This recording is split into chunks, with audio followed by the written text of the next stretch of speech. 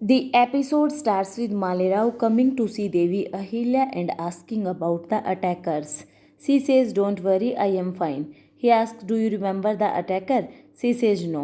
He asks about the girl who saved her. She says she is fine.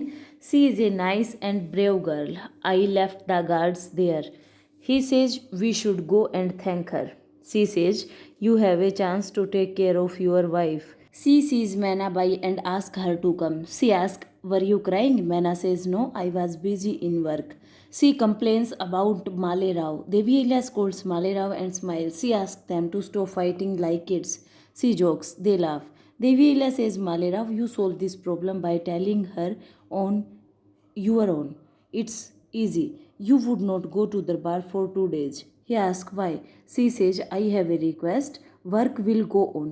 It's important to give time to family. I want you and Mena to go for a trip for 2 days. Will you go?"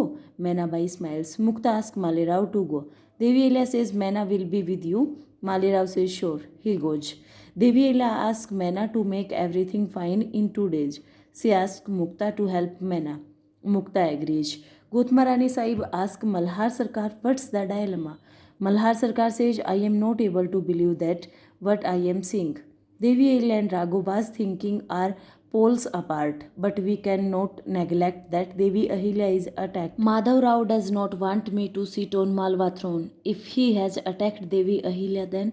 Gotmarani Sahib says, "If you understood this, then why are you silent?" He says, "It's just a guess." She asks, "Who told you?" He says, "Gunuji called the attacker. I don't know what to call him." Dwarka Bai comes with Gunuji.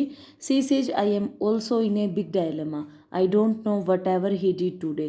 Shall I praise him or hate him?" She defends Gunuji. She says, "It was my mistake to get him back to the palace.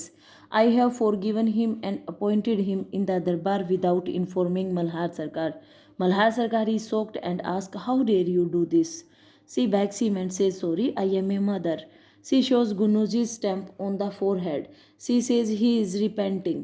We have to forgive him, else how will he change? Malhar Sarkar says he has a right to live like an ordinary man if he has changed for good. I agree with you. Dwarka Bai and Gunuji smile. Devi Ahilya comes and says, "I don't agree with this and I will never agree. Whatever happened, I can't forgive him and would not let anyone else forgive him." Gunuji looks at Dwarka Bai. Malhar Sarkar says, "Try to understand. Gunuji was punished. I did not forgive him, but I am praising his goodness." She asks, "What goodness?" "A man can change his face, but not his nature. A snake always spits poison." He says, "Don't say this." Gunuji caught the attacker. She says, "Then there is a reason to doubt him. He can't protect anyone when he kills people. I am doubtful that he has sent the people to kill me. Then he got the attacker to save his image." Gunuji says, "No, Devi Ahilya." She scolds him. She says, "Raghuba has threatened you about the throne and kept the unethical proposal. I was attacked. It's all connected. Why would he try to kill me when I am in his favor? I am sure now Gunuji has done all this. Raghuba is also involved." Malhar Sarkar says, "Enough, Devi Ahilya." He starts coughing. He says, "You would not say a word more. It's enough. I am not blind."